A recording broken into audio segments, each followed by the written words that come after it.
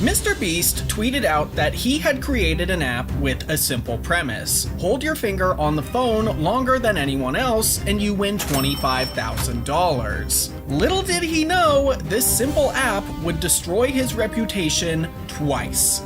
So the app was fittingly called Finger on the App. Once the competition started, you had to keep your finger on your screen in the app at all times. If you lifted it, tried to switch fingers, or switched apps for even a millisecond, you'd lose. However, if you played with friends who had Bluetooth enabled on their phones, you could earn up to 3 extra lives. It's a simple concept, but MrBeast wanted to give people time to practice anyway, so he launched the app about a week early with a practice mode. And in less than 24 hours, it was the #1 game on the App Store. Now, to prevent cheating, players learned that they would have to sometimes drag their finger to these little blue bubbles that would randomly appear. But it didn't stop people from trying. We'll talk about what happened to them later. So the game launches on June 30th, and it's immediately a huge success, with over 1.2 million people competing. But it wouldn't take long for problems to start to pop up. Only a few hours in, players on Twitter began reporting that the game had a major bug. You could have your finger on the app the whole time, and suddenly the "you lost" screen would just pop up. Based on the videos I've found of this happening, it didn't look like the player's fault either.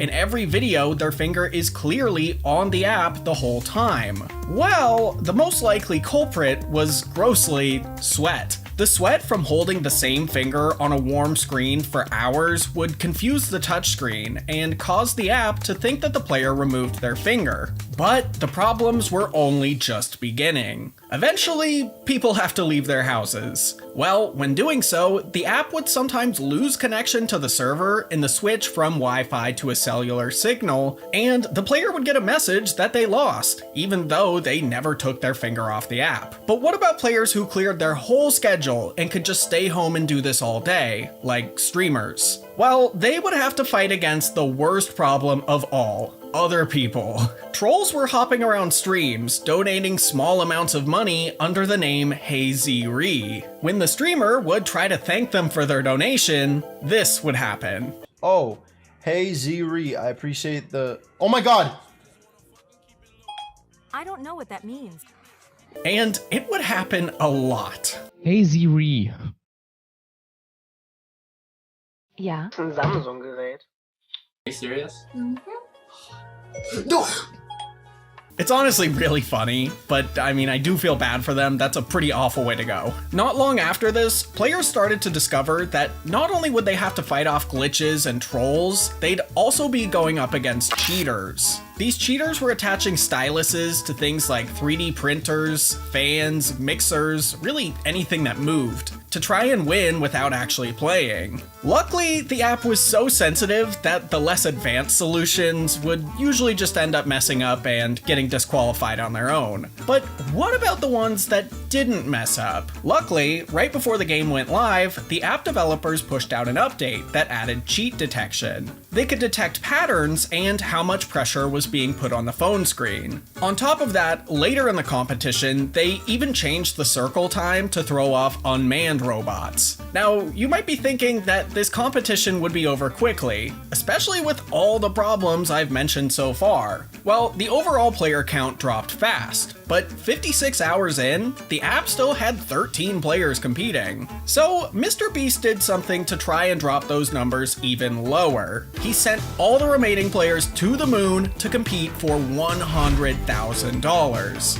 Okay, not really, but honestly, I think we can all see that actually being a MrBeast video 10 years from now. Okay, so actually, when you signed up in the app, you had to put in your phone number. So MrBeast started calling these numbers to try and get people to lose. It's like if the Minecraft server owner came over and griefed your house. But what are you gonna do? They own the server. Well, I guess you could probably just find a new server. Luckily, his plan didn't work, and everyone he tried to call was on Do Not Disturb, or used their parents' phone number to sign up, or was just playing on an iPad. One who did pick up was offered $2,000 to take their finger off, but they refused. More players started losing, but MrBeast wanted to end the challenge even faster. Any longer, and it could get dangerous. Every remaining player had stayed up over 2.5 days at this point, which honestly kind of just sounds like a night before exams, but it's not something that's healthy, especially for the average MrBeast fan. So he offered $5,000 to 2 fans to take their fingers off, and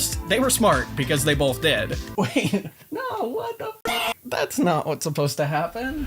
68 hours in, 6 people were left, and he offered all of them $8,500 to quit, eventually upping it to $10,000 when 5 people were left. Finally, 70 hours after the start, he tweeted out that there were 4 people left and that he would just be ending it there. Instead of one person walking away with $25,000, they would all be walking away with $20,000. But what happened next was heartbreaking. There were a few streamers who made it all the way to the end, and the moment they saw MrBeast's tweet, you could see the happiness on their faces. So they took their fingers off and went to go check their phone to see if MrBeast had texted or called them. But nothing was there. When MrBeast tweeted an hour later that all 4 winners had been contacted, that's when the panic really started to set in. Despite playing the full 70 hours, they somehow didn't win. So what happened? Well, according to MrBeast, anyone who wasn't one of those 4 people he had contacted but was still playing did so by time traveling. So it was possible to change the time and date in your phone settings to before the competition started, which seems simple, but it would let you right back in. That way, if you lost, you could just keep playing.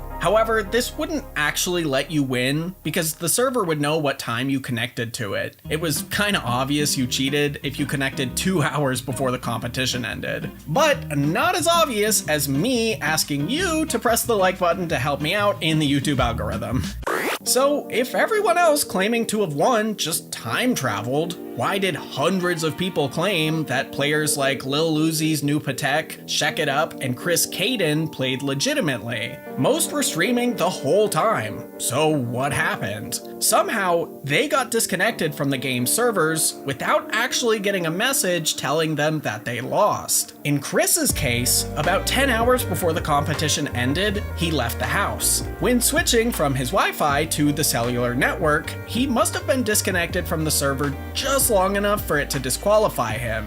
This part is just me theorizing, but I think that he didn't get a "you lost" message because once his phone reconnected to the internet, his IP address was now different because he was now on his phone's network and not his home IP. So, to the server, it looks like a brand new connection from someone who time traveled to get back in. Another player named MistFox encountered a similar issue, but well, this one I feel a lot less bad about. He was playing on an iPad and left to go to his friend's house, but his iPad didn't have a cellular connection. So as soon as he left the house, his Wi-Fi turned off, the server disqualified him, but he could still keep playing. It wasn't until after the competition ended that he realized, wait, you don't get internet outside my house. Now, of course, they could all just be lying. Maybe everyone did time travel. But considering how many people this happened to, and how many streamers it happened to, I'm almost certain it's a glitch.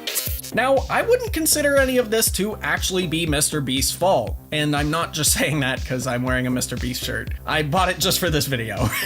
Now, MrBeast didn't code the app. The people that made the big red boot did. And no, I'm not kidding, they were actually the ones who made this app. But players were still very unhappy with MrBeast. Some people even went as far as calling the app a scam and claiming that it was rigged. So it came as a bit of a shock when just 6 months later, MrBeast announced that he was doing it again. And this time, things ended even worse. Even from the start, Finger on the App 2 had a lot of problems. Originally, the challenge was supposed to launch on December 29th, 2020. But just 4 days before it was to begin, MrBeast announced that it would be delayed 55 days. I'll talk about why in a second. Like last time, the app was available to download early so you could practice. but so many people downloaded the app that the servers just couldn't keep up. This was likely because this time, the first place prize was upped to $100,000. Players with Android devices could also play this time, and MrBeast had gained 11 million subscribers since the last app. Now this time, the app was being developed by MrBeast's own game studio, Beast Games,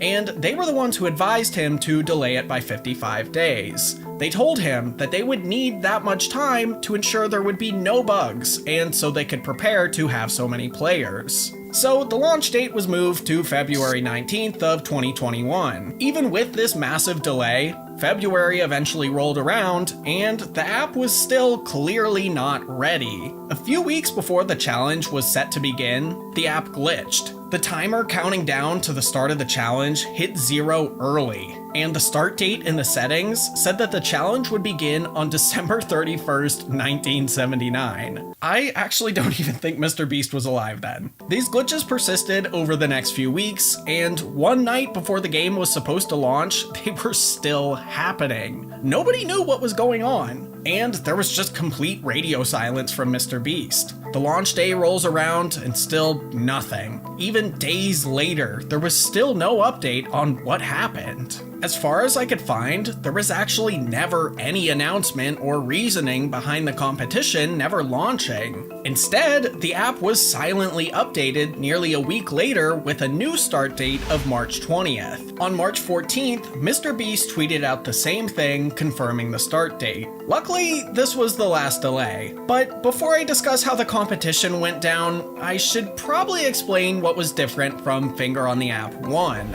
Like last time, you could get extra lives, but not the same way as before. You could earn them in battle mode, where you'd face off against another random player. It was a good way to practice, and whoever won would earn cookies. You could spend these virtual cookies on extra lives. If you just wanted to skip all that, you could instead just pay for them. A lot of people opted to just buy them because battle mode would often just glitch and not work properly. And for most of the time before the competition, it just didn't work at all. I should probably also mention that since the last Finger on the App, MrBeast had now grown his channel by almost 50%, with another 17.3 million subscribers. So it came as a bit of a shock when the player count at the start of Finger on the App 2 was more or less the same as the first one. If I had to guess, all the glitches from last time and the constant delays are what caused such a low player count. Those who chose to skip it probably made the right choice, because there were more glitches than last time. The most frustrating one was probably just randomly losing. You could have your finger on the app the whole time, but if your internet or the servers lagged, you'd suddenly be met with the "you just wasted 12 hours of your life" screen. Now, this competition was also sponsored by the Lord's mobile app, which was also giving away a ton of money. And when you lost, it would sometimes open up an advertisement for it in your web browser. Many players thought that they had lost because the ad popped up randomly, not realizing that they probably lost due to disconnecting or, again, the sweat problem. Imagine you called off work to do this challenge, you're a day and a half in, you're just beyond exhausted, and you look away for a second, and when you look back, it's just MrBeast shouting through the screen. Another big problem was that if you accidentally touch the screen with another finger or part of your hand, you just instantly lose. I imagine this was put in to prevent cheating by not allowing players to switch off with each other like some sneakily did last time,